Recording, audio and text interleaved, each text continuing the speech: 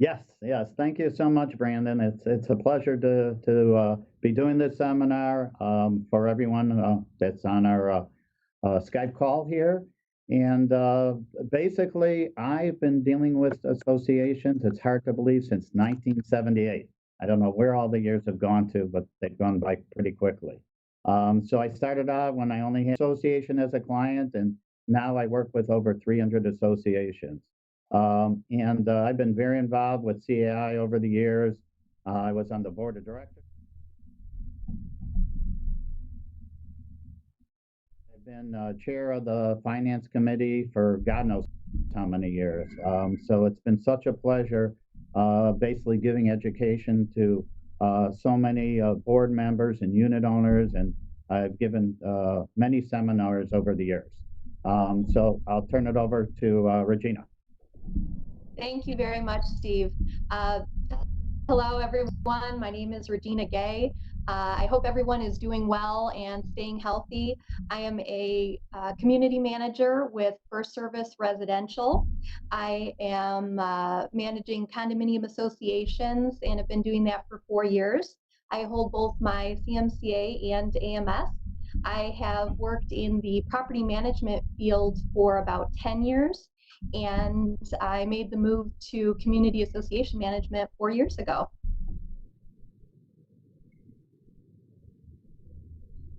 All right, super. So, John, why don't you kick us off here with why we're here?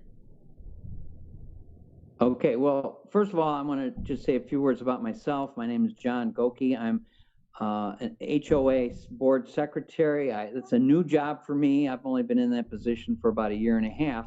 I'm recently retired from 40 years of medical practice. And when people ask me what kind of doctor I was, I always try to say, I hope I was a real good one. Going on, family for me is the center of my life. And so my wife jokingly says, make sure you have something to do in your retirement. So I got involved with the HOA, and it's been a great experience. I guess I'm the homeowner or homeowner leader on this panel, but I want to disabuse you of the notion at this point that I'm some kind of expert on reserves, because I'm going to tell you right off the bat that I'm here today because I raised the issue of the importance of reserves being discussed for people like myself who volunteer for the boards. I think there's a lot of misconception about reserves out there, and hopefully we will try to get into some of these questions and some of these myths and hopefully shed some appropriate light on the topic. But really, I probably will ask as many or more questions than I'll answer today.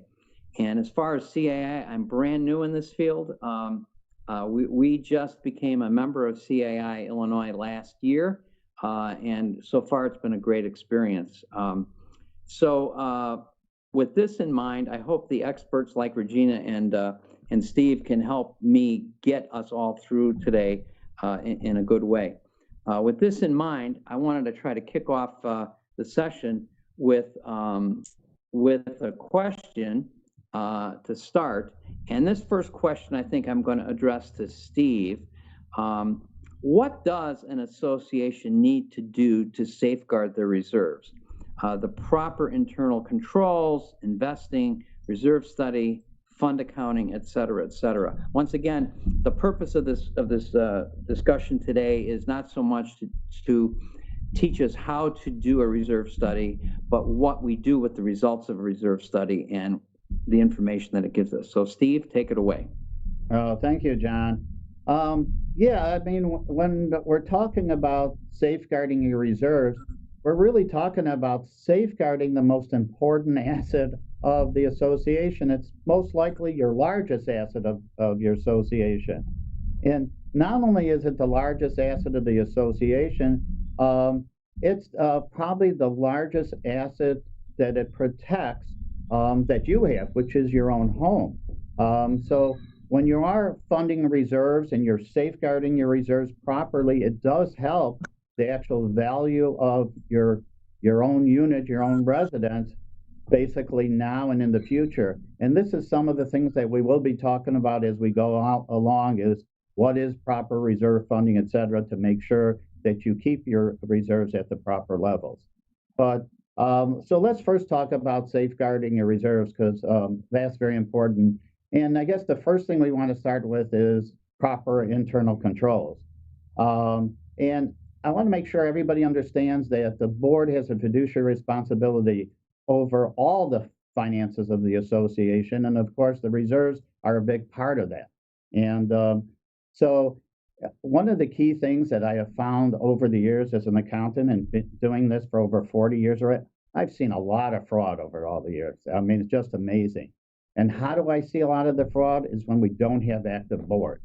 That has been such a key part of it, where you only have maybe one board member that's involved, or maybe none of the board members are involved. So then I've seen fraud with the one board member. I've seen fraud at the management level, if they're the only ones involved. So to start with everything, one of the most important things is you have to have a very involved board going forward. So with that, I mean, there's other things that I think are extremely important when we're talking about internal controls. Number one is, and I just got another new association just this last week, they weren't signers on the reserve account, okay? The management company, they weren't. So it's extremely important. Take a look, make sure that you as board members, there should be at least 2 board members that are signers on your reserve account. That's such a key thing when you're talking about internal controls. One of the other key things as an accountant that I always take a look at, number one, and I see this happening so often, is you get a monthly financial packet, okay? And one of the things you should be doing in that monthly financial packet is take a look at your reserve statements that are on there. Most likely there should be a reserve money market statement. So take a look, see if that money market statement agrees with what your financial statement shows for that particular month. But don't only just do that. What you really need to do is start looking at the activity. If there was a transfer of funds, your reserve fund transfer from your operating account to your reserve account, make sure that did get into your reserve account. If there was a transfer of a reserve expenditure out of your reserve account, make sure it actually did get out of there. So you want to start looking at all these statements every single month and making sure the activity that was supposed to be done did get actually done. I think it's such a key thing when you're looking at your financial activity. That's actually, that reminds me of an old saying that sunlight is the best disinfectant, right? Bringing stuff to the light of day it just keeps things clean. Yes, absolutely. So that's a real key thing. I think the other thing, and Regina can probably speak about this more, is getting multiple bids when you're going out, trying to get bids on different projects. Correct, Regina? Yes, definitely. You want to be as informed as possible, do your due diligence, do the investigation. And back to what you were saying, Steve, yes. So one of the things that you mentioned about the signers is when your boards change, when the board members change, you want to make sure that you're also updating those signers, keeping that current. And then another thing is the dual signature requirement for releasing reserve funds. You want to make sure that it's not just one person that can do that withdrawal. Correct. And even going back with the multiple bids, like you're saying, where I've also found problems is people trying to use relatives or friends. Yeah. I don't know if you see that a lot, but that's where I've seen, again, fraud that's happened in the past. Yes, you definitely want to avoid that. Any conflict of interest or even perceived conflict of interest. Like you were saying, and Brandon, you want to keep things transparent. You want to make sure that you're communicating everything, that everyone knows and is aware what's going on, and if there is any connection with a board member and a contractor. Correct. And the other key thing, Regina, I think you've probably seen this, and maybe you too, John, is change orders. That's another thing that I've seen issues and problems on, that we come in at the end of the year, we're reviewing all of the major projects that have been done out of the reserve fund, and we give the financials back to the boards, and they go, hold everything. We didn't think that this project was going to cost this much money. And so there were change orders, and the board should be reviewing those and approving those change orders. Absolutely. Yes, those should be reviewed and approved prior to the work being done. You need to be aware at every step of the process prior to, because we do see that often where there could be a change to the scope of work. There could be more work needed than what was originally estimated. Yeah, correct. So I think well, as long as we're talking about internal controls, the other real key thing here, and it's all part of the same thing as investing. Okay. And I think Gina kind of hit a little bit on this. But my big thing is I think everyone should have an investment policy. I mean, this is something, again, as an accountant, that I see too often, that when new boards come on or new treasurers come on, they have no idea what the policies and procedures are from the former boards that were there, or why they invested in certain things. They don't know what the plan is. I mean, and that's what this investment policy really does. It helps tell you what are the goals of your association. Why are you investing in certain items? And it starts going over what are your investment priorities. I mean, are you more concerned about safety? And I know in these crazy times we're in right now, safety is probably a real key thing of what's going on. And I've seen clients of mine, I think Regina, and I don't know about John with their investing, but I've seen it where some associates say, hey, we want to get the highest rate possible, and they're willing to take risk. I have other associations that say, no, Steve, we're sticking with the CDs and the money markets. We want to make sure our funds are available there. And it really depends upon what is your plan. How did you lie out your plan so that you will have the funds available?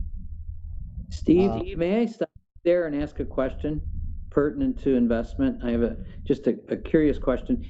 I was under the impression that there was some sort of state regulation or state law that mandated very conservative things only be the investment choice for HOAs, meaning CDs or money markets or things like that. Is that not true? Yeah, it really isn't true. What is true, though, is that the board is responsible. They have a fiduciary responsibility. So let's say they do get aggressive, and let's say they're in mutual funds.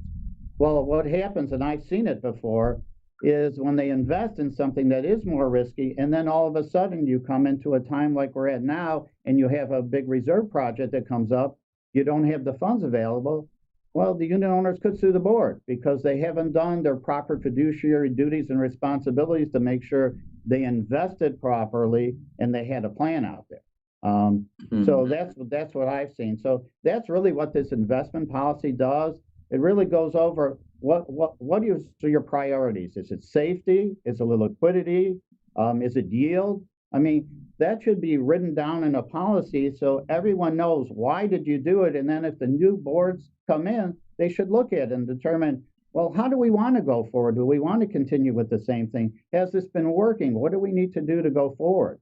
So that's really a key thing. And part of it too is you have to start looking at, and I know we're going to get into a little bit about funding a little bit later, but you have to start looking at when you're investing is, especially if you're doing CDs or any other type of long-term investment, you want to make sure that they're maturing at the time that you have some of these projects coming up. That's a real key thing. So I don't know how you feel about that, Regina. I agree 100%. You are absolutely right. So those are all very important points. You want to make sure that you have access to the funds when you need them.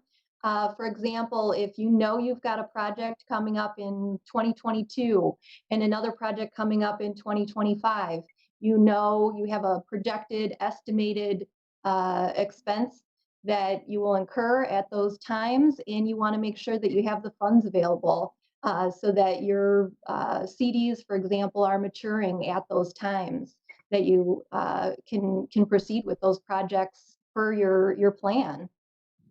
Yeah, correct. And the other thing you just mentioned it before, Regina, is the signature cards.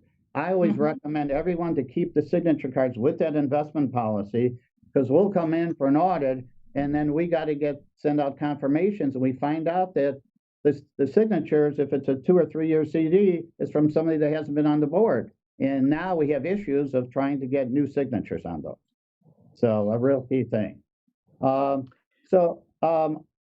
Besides that, when we're talking about safeguarding, we also had down there a reserve study. So like John said, we're not going to go into the detail of the reserve study itself, just because for timing purposes. But the only thing I wanted to mention there, the reason that the reserve study is so important is that any business to be successful needs a plan. So you have your budget, which is your plan for your current year, but your reserve study is the plan for the future. And if you don't have a reserve study and you don't keep it updated, you're going to find out that there are going to be issues, and we'll be going into that in a little bit. So the next part of this, when you're talking about safeguarding, is fund accounting. Such a key thing. And I think we all take it for granted because, you know, everybody knows, well, there's an operating fund that takes care of your current maintenance. There's a reserve fund, you know, that we'll be talking about. But there's two other funds, and we want to make sure. There's one that's called a capital improvement fund. I see too many associations try to start using reserves for this. Yeah, a capital improvement fund is if you decide to buy something for your association, if you're going to buy land, or I had an association in Chicago that built a garage. Well, you should not be using reserve funds for that. That should be set up in a totally separate account. That's extremely important. The other key fund is an operating contingency fund. And we were kind of having a discussion when we were planning this all out, and I'm going to turn that over to Regina, because she had some really good points about the operating contingency fund. So yes, your operating contingency fund is basically a backup for operating expenses that might be unexpected, not anticipated. If you had an emergency, for example, if there is a severe winter and you had higher than expected snowfall, so your snow plowing and snow removal efforts are going to cost much more than you had budgeted for, this is where your operating contingency fund is going to come into place. And you're going to have those funds available as a backup to your operating fund.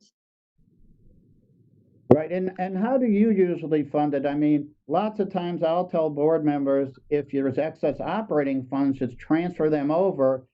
You know, and I guess, first of all, you got to make sure what your bylaws and declarations say if you have excess funds. So how does your association basically fund those? So one of the funding methods is when there's a closing, the buyer would submit 3 times their first month's assessment it would actually go into our operating reserve fund. And that's going to go toward expenses and those types of things. Gotcha. Okay. And then one of the key things, because when we're talking about fund accounting and why we're talking about how that safeguards, one of the things we see as an accountant is commingling of funds. And most of you are going to say, oh, we don't commingle our funds. Everything gets paid out. We transfer our operating out of operating, whatever the budget is for reserves. But let me tell you, as an accountant, I see this happening probably 70% to 80% of the time, where what happens is if there's a reserve expenditure, it gets paid out of the operating, and you're supposed to transfer over the money from the reserve fund. A lot of associations forget to transfer the money over. They transfer over a round dollar amount. Sometimes the reserve contributions aren't transferred from the operating fund. And the more projects an association has going, the more we see the commingling happen. And so if you happen to have an accountant like myself come in at the end of the year, we have to make sure that we reconcile all this. But if you don't have an accountant coming in, it could be that these funds are getting commingled all the time. And here you've budgeted and you're telling all the unit owners that you budgeted X amount of dollars for reserves. That money should be coming out of reserves. You know, and John, do you have any problems like that with your association? Oh, well, I think there's a general thought that if you run out of money, you tap into the reserves. And then I've always been concerned, well, how do you pay it back, and how must you pay it back, how quickly? There's a lot of questions about this, and we do not have a contingency operating fund, but that's certainly one thing that I think I'm going to take back to our board as a recommendation, and at least to explore. I'm thinking that maybe given the time that we have here, we've spent a lot of time on this first question, which has been great. I think maybe we need to, what do you think, move on to the second question? Yep. How about if I, second question? So the second question is really, okay, so we have reserves. How much is enough? How much do we need? And I know that that's a loaded question, but I figured that maybe Regina would be a good person to answer that question as a starter. Yes, definitely. So the first thing that we would look at is the Illinois Condominium Property Act, which says we must maintain reasonable reserves. The next is the Fair Housing Administration. Or the Federal Housing Administration, sorry. So their requirement is 10% of the annual assessment income. So those would at least be a starting point as minimums for you if you wanted to qualify for FHA-backed mortgages. That's 10% of the operating budget into reserves every year? 10% of the annual assessment income of the operating income, yes. Okay. Gotcha. How do you know it's enough? Is it enough? I can see a scenario where 10% is going to be woefully short. Yes. So the amount is going to depend on a lot of variables. There's so much that goes into it. The first thing you want to look at after the Illinois Condominium Property Act requirement and the Federal Housing Administration requirement is your reserve study. This is going to be your budgeting and planning tool. This is going to be one of the most important things that you have. You're looking at your long-range plan. It could be anywhere from 20 to 40 years projected out with estimates.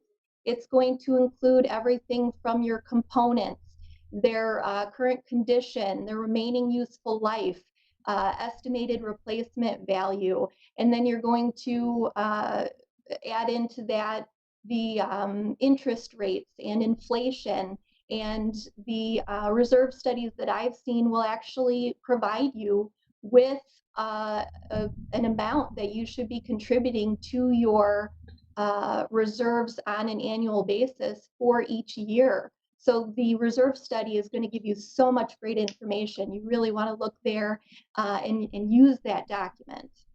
Steve, let me follow up on Regina's comment and ask you, in your experience with all these multiple businesses, which is what an association is, in dealing with reserves, how do they handle the recommendation that Regina just made about following the reserve study? How well does the average association do? Does the average association put in 10%, 20%, 40%? Is a well-run association expected to put in a given amount, or what's your experience? Well, and you really can't look at an exact percentage. I mean, sure, if you could do 100%, which is called full funding, that would be great, where you basically itemize out every item in the reserve study, then determine how much you're going to put in for each one of that every single year, so that when you have to do that improvement, whether it's 10 years or 15 years, you have the funds available for that particular project. Now, most associations don't do 100% funding, and there's no guide that says, will 50% or 60% be good for your association, because every association is different. If you're a newer association that's less than 10 years old, well, sure, you could probably fund less now, but what will happen in the future if you do that? And that's one of the real key things, is you have to look forward. You got to make sure you can't worry about what's happening right now. You always have to look into the future. And so what I always recommend to everybody is you really have to look at your reserve study every single year. The board should always be doing that. Even if you're only having a company come in every 3 to 5 years, you need to really look at that reserve study every single year and budget out what you're going to do. And with the times that we're in right now, it's even more important to take a look at what is happening right now with your association. What have you done? And, what are you going to need to do over the next 3 to 5 years? Because you don't want to wait to the last second to make a determination. What you really want to do is put together even a short plan of 3 to 5 years and say, okay, let me look at what's happening here. Look at it as you're going through. Part of your thing when you're looking at your monthly financials is look at what's happening, what projects you did this year compared to what your reserve study did, and then look at the next 3 to 5 years. So many things change. It could be the weather that could change when a project should get done. I mean, maybe it could be a different thing. And we were just talking about this before we got on the phone, got on our Skype meeting here, is that John was saying that they're going to be looking in their attic for mold. Well, that could change when you might want to do a project which your reserve study wasn't taking into any consideration. So I think everything is so much different that every association is different that you really have to look at it and look at it very closely right now. Sure, but as a rule of thumb, Steve, for well-run associations in your extensive experience, is it fair to say that a well-run association should have at least 30 to 50 or 30 to 60% funded, or is it more, or are there episodes where you can get by with far less? Because no one wants to pay more in monthly. I mean, if you ask people, do you want to pay more money every month? 100% of the people are going to say no. But I think from my perspective, I look at reserves as a little bit of an insurance policy and also as an investment in your association looking forward. I look at it from investment. Yeah, you're absolutely right. It is an investment. I mean, one of the things that I get asked all the time is when somebody's buying a unit, the first thing they ask me is, Steve, take a look at this. Why should I invest in this association and buy a home here? And the first thing I ask them is, let's see the reserve study. So what I want to look at when I see that reserve study, I want to see what projects are coming up. So John, when you're saying, well, should you be 50% or 60 or 70%? And Regina, we can get your opinion on this too. It really all depends where you're at with your association. What major projects are coming up? 40 or 50% could be fine if you don't have any large projects coming up in the next few years. If you have some large projects coming up, well, if you're only 40 or 50% funded and you're going to use most of that money up in the next year or two, then what happens? Okay, so then you got to make a decision of what you're going to do. What do you think, Regina? Yes, I agree.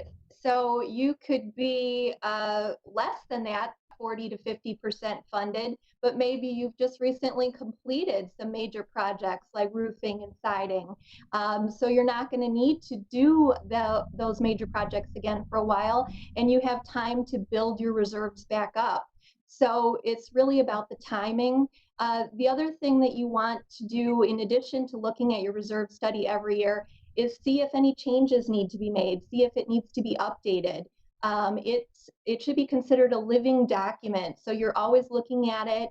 And if something is on that component list that is discretionary or could be deferred, then you can consider that. If there's something on that component list that maybe wasn't scheduled to be replaced for another few years, but now you're realizing that it needs to be replaced sooner, the remaining useful life didn't work out exactly as projected, you need to be aware of that as well. So again, it's really hard to say if there is a set percentage that would work for most associations, because you have to look at so many factors, and it's going to be different for every association. Okay, thank you very much on that. If there's no further comments on question 2, I'm going to suggest you move on to question 3. And is that okay? First of all? Yeah, okay. Sounds great. Right. So question 3 is great.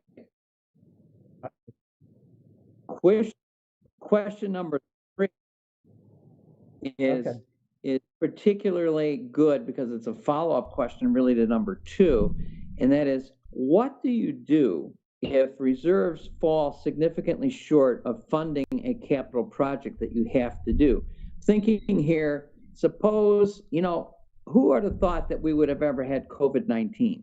I mean, that came out of the blue. Well, an earthquake could happen, and that might even be considered more statistically likely than COVID-19. If you had a statistical analysis.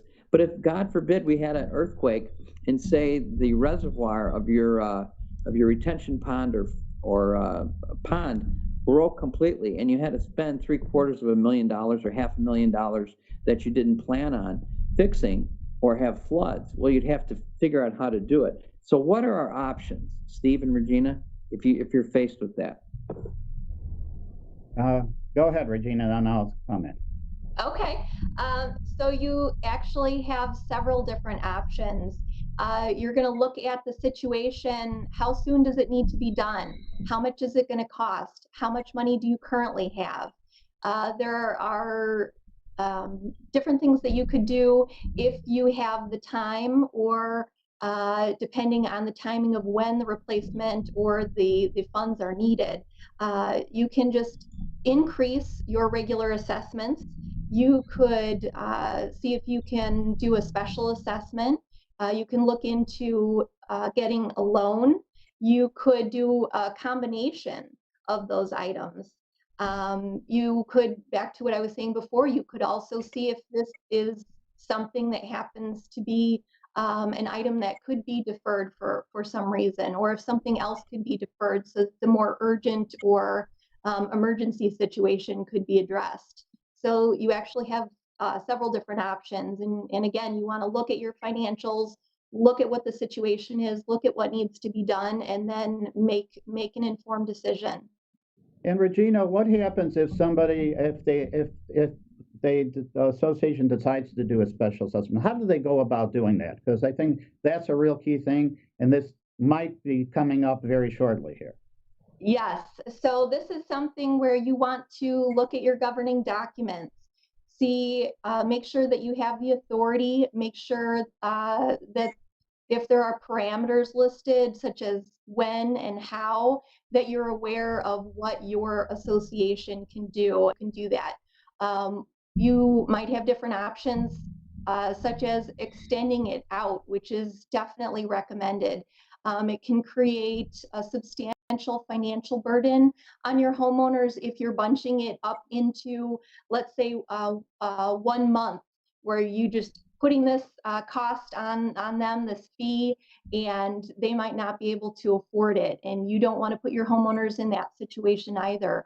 The point of it is to perform the necessary repairs or replacement, and keep these people in their homes and make sure that they're able to pay, but also make sure that you're fulfilling your obligation to keep the maintenance and repair and replacement updated. Okay, Steve? One second, John. One of the other things I really wanted to talk about, as long as we're talking about that, is, and I don't know if this is what you're going to just ask me, is if you're going to get a bank loan right now. And yes, if you have underfunded reserves, will the bank let you get a loan? What are going to be some of the requirements right now? If that's one of your alternatives, if you're saying you're not going to do a special assessment, or even lots of times when you do a special assessment, the special assessment is to pay back the bank loan. So a lot of times some individuals decide, well, they don't want the special assessment, they don't want the bank loan, they'll pay the money up front. But other people, they'll be special assessed to pay back that bank loan.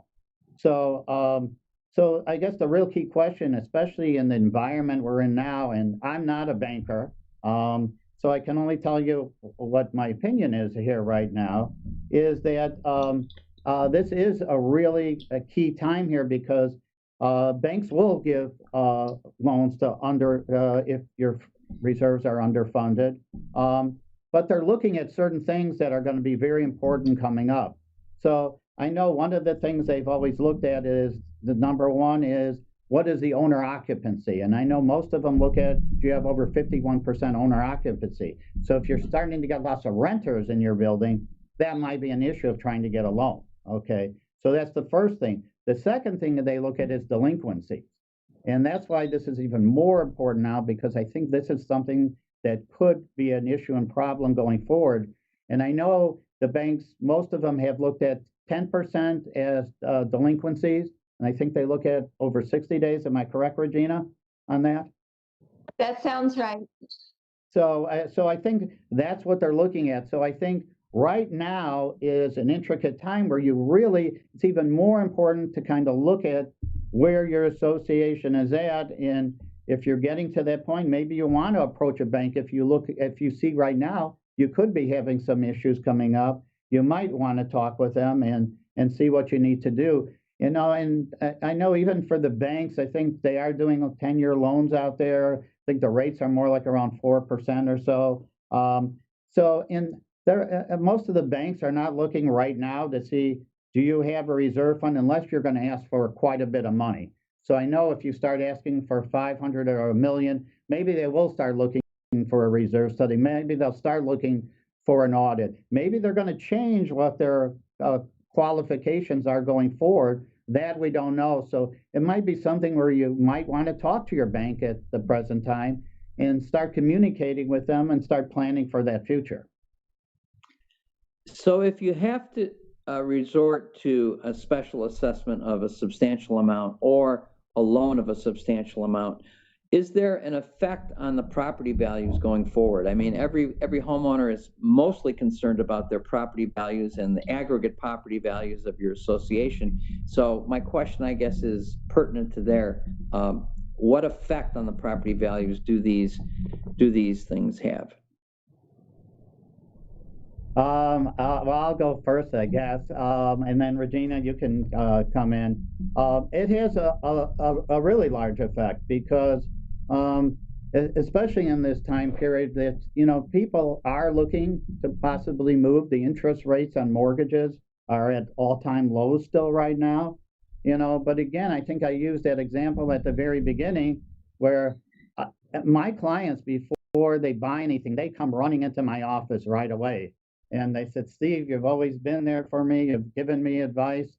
I need to know, what should we do here? And if I see a special assessment out there, that's the first thing I'm going to tell them. Well, there's a special assessment right now. Are you going to have to contribute into that? Is it finishing up? Let's again look at those reserves to see, if there's not enough, we know there might be another special assessment coming up. And because of that, I start saying, well, is it really worth the amount of money that they want to charge, the market value they want to charge, if you already know you're going to have to start coming up with more money? And then if they're this short, how much is your contributions for your assessments going to keep increasing over the next year? So this could affect your cash flow, what you can afford coming up. And then if you only plan on staying there for a few years, will you be able to sell your unit? Regina, what's your opinion? I agree with you. So the words special assessment and loans are often seen as dirty words in the world of resales. The main thing, though, that you want to think about is the fact that these loans and special assessments are being used to but repair and replace your major components. And that is also going to directly affect your property value. If you're not maintaining and improving, or not improving, but replacing and maintaining your major components, then the property value isn't going to be there either. That appearance needs to be there, and you need to make sure that you're taking care of your buildings. Yeah, I mean, you hit on that's a great point, because that is the first thing people see when they come to your association and want to buy something. They'll see online what the price is. They'll see a view of your association and if a look of your particular unit or your home, and they'll say, oh my gosh, this looks beautiful, and then they drive up. Okay. And what Regina said is so true, that they drive up, and if you haven't kept up your property by making sure you are taking care of all your common element components, and that's why what we're talking about today is so important, because funding your reserves helps the future. It's not only helping, the current years, it so helps for the future as long as you're at that association. Steve, on that point of future, one of the arguments that I have talked about in our own discussions initially on reserves is that the concept of depreciation is something that I think is foreign to a lot of homeowners when they think of the common elements. But in fact, I look at reserves as a way of investing in things like future roads and road replacement, future roof replacements while we're living here, even though we might move, or someone might move in 5 years or 8 years, if eventually you have to replace an element, you're using every year, you're using part of that element. You're living under the roof, or you're driving on the roads, you're participating in the depreciation of common element property. And I think for me, that's a very strong argument to say you need to keep the reserves up. What do you think? Oh yeah, no, I mean, it's kind of what we were just talking about. I mean, this is so key. So yeah, every common element component gets depreciated over a period of time. So what happens is, again, it goes back to what your view is, what repairs or renovations will have to be done on that. And so that's why you have to look at it every year. Besides looking at it just visually when you're walking around, you have to take a look at it if things are getting to a certain age. And that's why you want to have a reserve study done every 3 to 5 years, so you can get that engineer back on there. Or maybe you'll want to get an actual particular engineer in that particular area to kind of take a look at one of your common area components, to say, hey, we know this is already 10 years old. Our study says, we don't have to do it for 5 more years. But maybe you're getting a little concerned because it is depreciated. And if things have worn down, you want to get somebody in there to really take a look at it to see, hey, do we need it to do it before this date?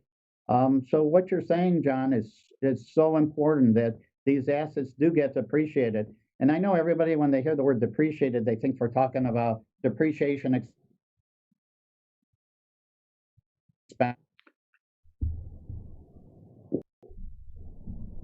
I'm wondering, also, Regina and Steve, in your opinion, are there any other professionals besides management professionals like Regina or accountants like Steve that might, on a future panel like this, add something to the discussion? I'm thinking here particularly of the questions we asked about banking. Should we have a banker on a panel like this?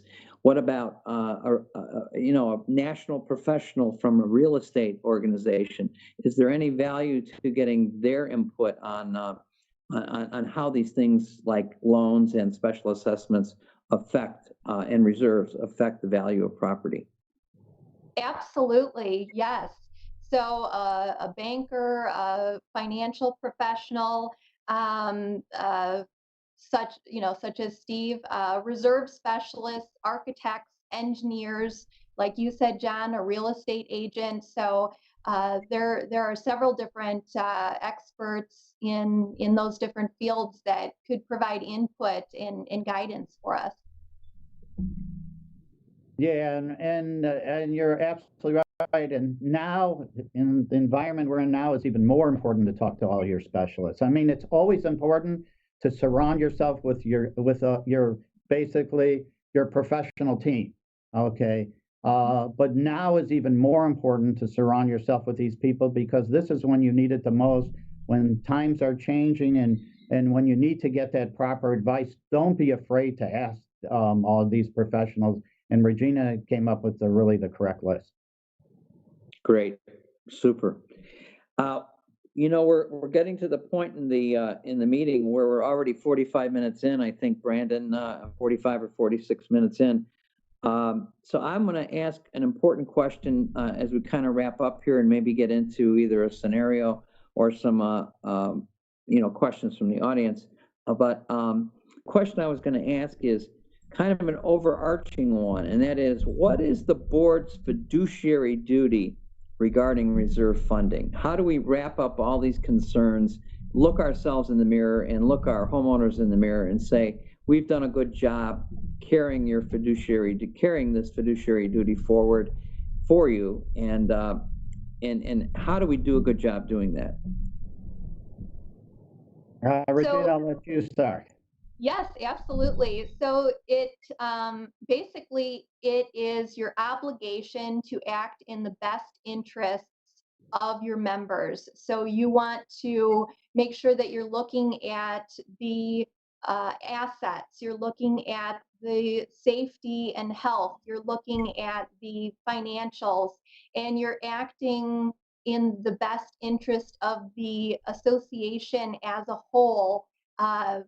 That really is basically it. It's based on your responsibility, your obligation. There's trust. You have to act as if you care about what the best interest of the people and the property and the funds are. Yeah, I mean, you hit it exactly. I mean, this is basically what we've been talking about for the last 45 minutes. I mean, you do have this fiduciary responsibility over everything that you're managing for the association, but especially over your reserves. And too often, boards keep thinking, well, the property manager is responsible. Don't you get that a lot, Regina? The property manager is responsible for that. And no, it's the board that's responsible. And you're laughing. So am I correct? Yes. Yes. I think a lot of boards would like to make it the responsibility of the manager, but it's not. Right. Yep. Absolutely. So, okay, here's the $64,000 question to both of you. As I said earlier, when you ask and poll audiences, do you want to pay $1 for a gallon of milk or $1.50 for a gallon of milk, same gallon of milk? No one's going to volunteer to pay $1.50 if they can buy it for $1. I mean, that's part of our, inheritance of the purely capitalistic system we live in and thrive in. But when I heard you talk about fiduciary responsibility, Regina, you talked about, and I made a note. I said what's in the best interest of the whole association, and it's sort of like in medicine. For 40 years, sometimes people didn't want to hear the news that you were giving them, but it didn't mean that the good doctor withheld that. You had to sometimes bravely say what people didn't want to hear, and sometimes I think boards shudder from their responsibility by kowtowing to certain members of the group that might want to be vocal and say, I don't want to pay anymore. And an easy way out, I think, is to say, well, we were elected by X number of people, and I want to do what they want to do, whether it's right or wrong. And I want to ask you, how does a board member face that? Because I can see where a board's decision to do the right thing may not be the most expedient thing, or in the, how people want to spend their money. So I'm just going to throw that out there. How do boards act when faced with that burden? That is an excellent point, John, and that does happen. So what your board wants to do is make sure that you've got an open line of communication with your homeowners. Definitely give them the resources and tools to be able to get themselves heard and to connect with the board.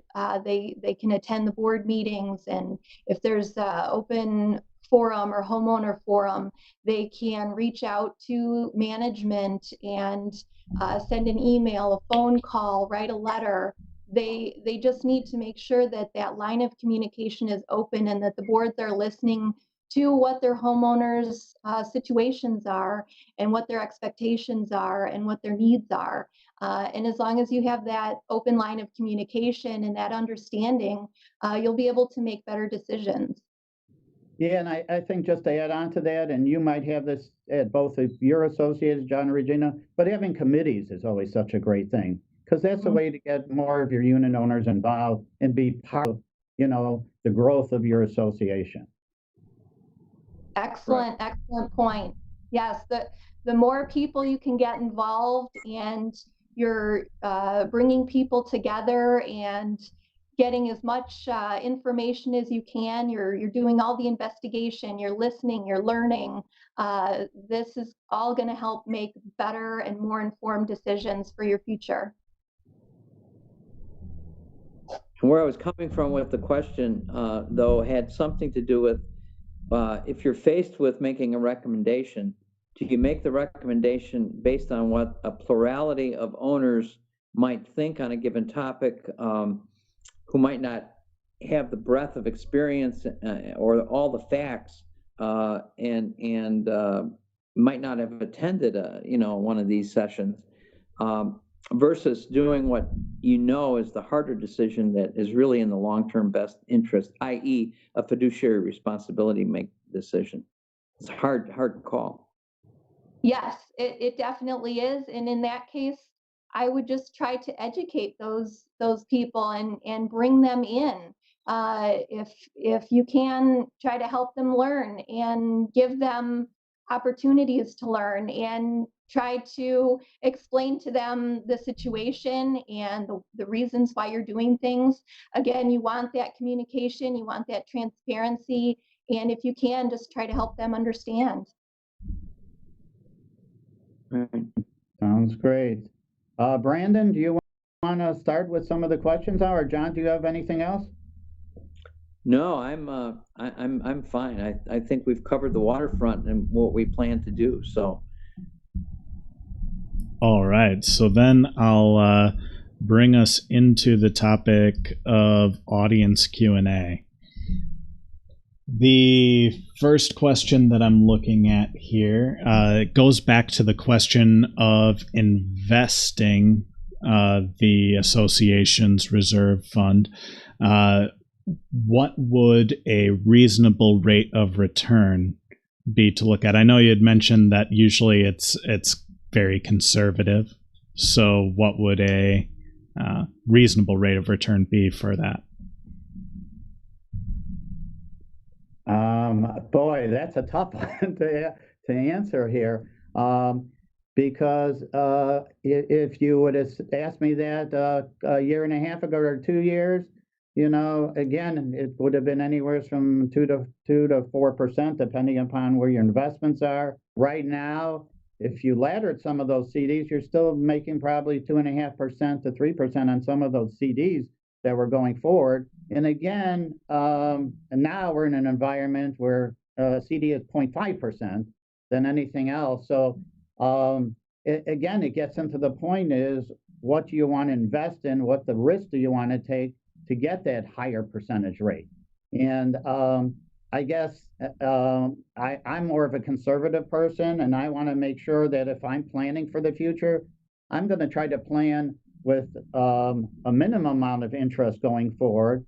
And I know in the reserve studies, they also sit there and calculate what the appreciation cost would be also. So you're kind of looking at that at the same time. But I try to look at it more and say, hold it. To me, the interest is a bonus coming into the association. It might help reduce down my reserve assessments in the future. But I want to make sure that I have this guaranteed money going forward. And I know there's a lot of people that disagree with what I'm saying. How do both you, John and Regina, feel about that? Again, you just want to, go ahead, John. No, I was just going to say that I think most people are under the assumption that conservative is better because it's more certain. Having said that, though, it does make you wonder about, are you even making the rate of inflation if you're totally conservative, and that's a concern too, because you don't want to lose the buying power of money. So So I think that's where you need to have, an investment advisor meet with the board personally. Right, and another thing, now that you brought that up, some associations, and that there some of them are our clients, if they have enough funded reserves, they do try to take a little bit more risk on if they have contingency type reserve funds that they feel are extra, and they'll try to get some extra money on those particular funds so that that could make that up, and maybe they will have the rate of inflation on that money. That is another key thing. And how do you feel, Regina? I agree with both of you that taking things conservatively is the recommended approach, just because you again are acting with your fiduciary obligation. You're acting in the best interest of the members, and you don't want to be taking risks with their money. I understand you definitely want to maximize your interest, but you want to do it in the safest way possible.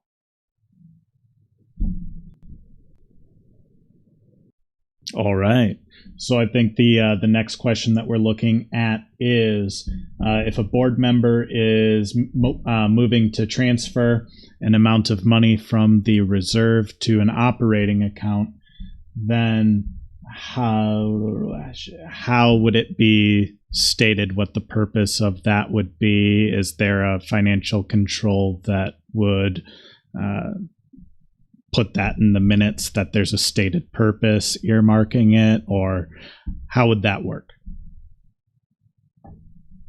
I'll go first. I mean, basically, if something's getting paid out of the reserves, it should be a reserve. It should be one of your reserves that you budgeted for the year.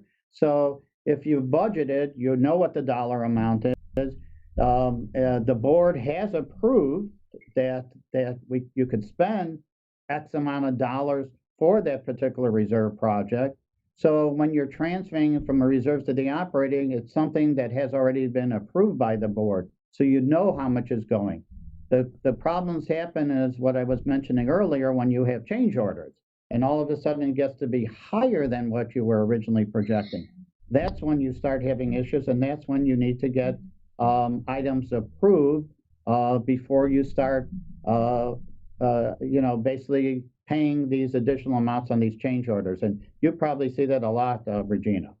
Mm-hmm. Yes. And again, it will depend on the reason that you're transferring funds from reserves to operating. For example, if you are only using your operating to pay invoices or pay on contracts, you want to make sure that the board and management are working together, first of all, to make sure that all of those invoices and payments are coded properly to the correct GL code, so that you know, should these funds be coming out of operating or reserves. If the payments are physically made from your operating account, you need to make sure that you're transferring the funds from your reserves to your operating prior to making that payment, and make sure that you're keeping a record of it. Keep everything documented. If you're transferring funds from your reserves to your operating because you have an operating shortfall and you don't have an operating contingency fund, then you have an obligation to pay that back. Now you have a debt to your reserves, and you need to keep a record of that as well. Yeah, and I even think if you're going to borrow from it, I think that should be something that should be approved in the minutes. And you might also want to have some type of interest rate if you're going to pay it back, and have an actual payment period so that everybody knows that it's going to be paid back in X number of months at X interest rates. And it's even more important at a time like this to do that. One last question I have: do either of you have any inkling as to what we can expect in the way of potential problems with collections during the severe economic effect of COVID-19? I'm sure a lot of people in the audience might harbor that question if they haven't actually asked it. Yes, that is a hot topic right now. The discussions are out there about the possibilities of delinquencies increasing, and that's why it's even more important that we are looking at our plan, our future, and making sure that we have safeguards in place for emergencies such as an increase in delinquency, other situations that would cause us to not be prepared. We want to avoid that. We want to be prepared. So we need to be thinking about it now. Yeah, I agree with exactly what you're saying. I mean, you really have to take a look at, you got to take a look at your receivables. I mean, again, this is all part of your monthly package. You know, we were just talking about the money coming out of your reserves. Well, you should be looking every month at your reserve statement that's in your monthly package and making sure if something got paid out of there, was it what you already approved or not? And it's the same thing with your assessments. You should be looking at your receivables every single month, and you might want to start communicating with your legal counsel. If your reserves, if basically receivables start growing, it's an issue that you're going to have to start dealing with. Okay. Okay. Do we have time for one more? Sure. All right. So this one came in a couple different parts. So the situation being that they got a reserve study done, and what the reserve study found was that they needed a 14.6% increase in assessments every year in order to get enough into the reserve funds to get it to where it needs to be. And they felt that that wasn't something that they could continue, that they'd be able to do.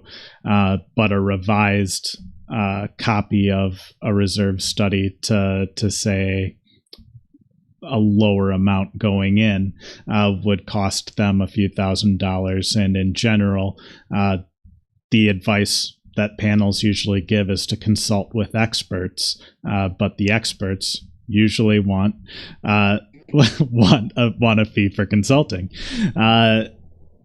Is this one of those situations where I know you guys were talking about it, it's tough to say this tough answer that we need to make these dramatic changes to our assessment planning, or we need to pay a lot of money to consult an expert, but does that end up just being their responsibility, even though it's a tough pill to swallow? I'll go first on this. I mean, basically what happens, especially when you get a reserve study done, hopefully what did happen is the board reviewed that reserve study with the engineering company that did it. That happens so many times where they'll get a reserve study, they don't go through it, and there are items on there that really shouldn't be items on there. I mean, and we didn't really talk about it, and I think when we were talking about this, when we were starting our planning for this, is lots of times there's a dollar amount that you want to put into the reserve study. I mean, you have to look at certain items. Are they really repairs? Are they renovations? Or are they maintenance type items that are cycled maintenance, like caulking or painting? So I think there's a lot of things you got to start with when you get something like that, and start saying, first, let's look at it and see, do we have the right items on there? Then once you do that, then you have to start looking at, okay, let's look at the next 3 to 5 years, see what's going to happen then, and determine, well, will you even have enough money to start funding it, knowing that you can't fund what they're talking about? Or will you have to go out to get a loan or do a special assessment, and then start coming up with a longer term plan saying, okay, we might have to get a special assessment or borrow here, but maybe with an X amount of reserve contributions, we'll be okay in the future. How do you both think about that? Well, go ahead, John. No, go ahead. I would say that exactly what you said, Steve. You want to look at the reserve study, sit down with the engineer, go over the projections, go over the components, see what the plan is, and see if there are any things that could be changed, like we talked about before, discretionary items, items that could be deferred, items that maybe should not be on there that perhaps should be considered for the operating as an operating expense as opposed to a reserve expense or reserve component. And yes, pretty much every point that you made, Steve, I agree with you. You want to look at your plan. And then the other option too is your loan or special assessment could simply be there to, or should be there rather, to supplement the reserve fund contributions that you make.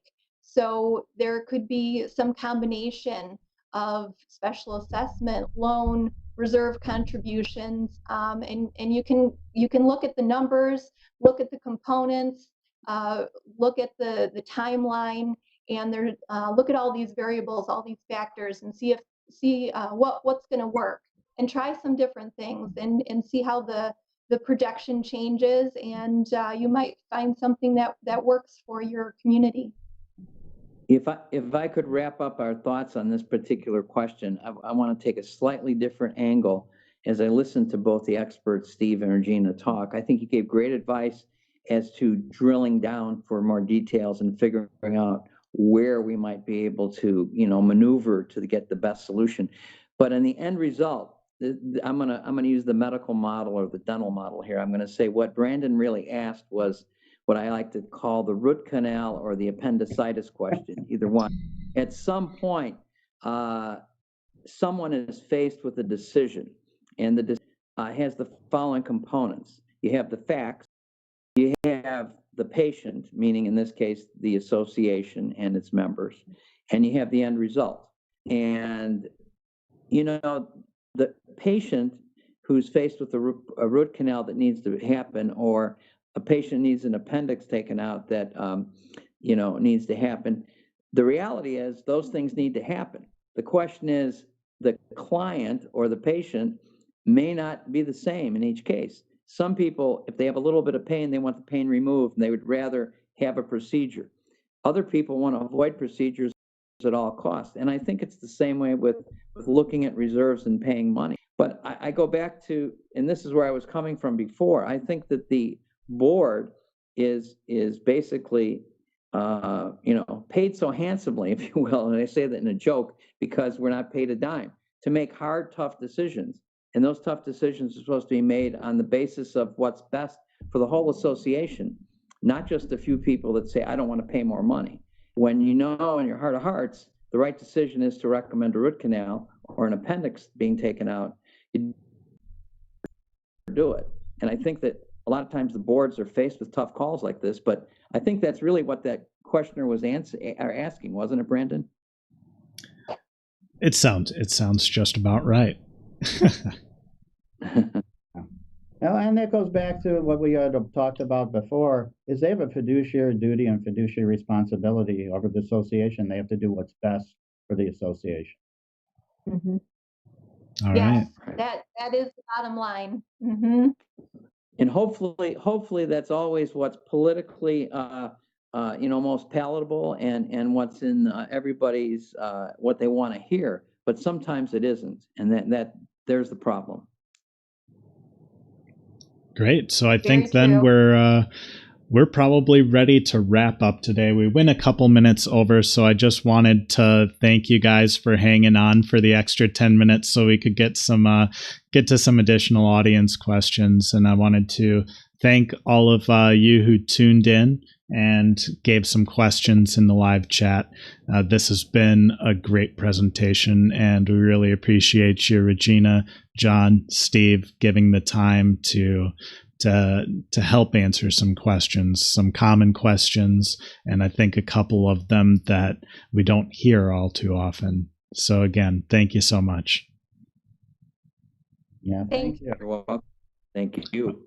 All right. So for everybody that is watching right now, if you want to recommend this Q&A to anybody, it'll be available live here.